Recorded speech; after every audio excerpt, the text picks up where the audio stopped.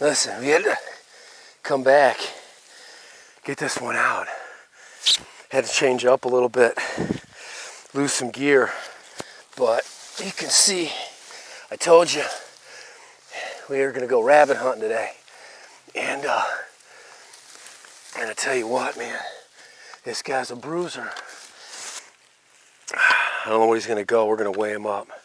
But this boy, he's got some cutters on him. He's got some cutters. I tell you, thanks to Winchester, thanks to Mossberg, shooting 500 pump, TruGlo open sight. Nice thing about this sight here, this TruGlo sight, it auto adjusts to the light. So as it gets darker, the light dims out a little bit so it's not too bright. Anybody doesn't understand about red dots, you need to take a look at this one. It's self-adjusting, makes a huge difference. Whew, man, when I went down in that hole, you know, I wasn't sure what was in there. I knew he was pretty big, but man, I didn't know he was like this. This guy was huge, and I told you, at the pressure, we were basically gonna do some rabbit hunting today. You gotta get in there deep, you gotta kick them up. Very, very good quality equipment. And that's what it takes to bring beasts like this out of the woods.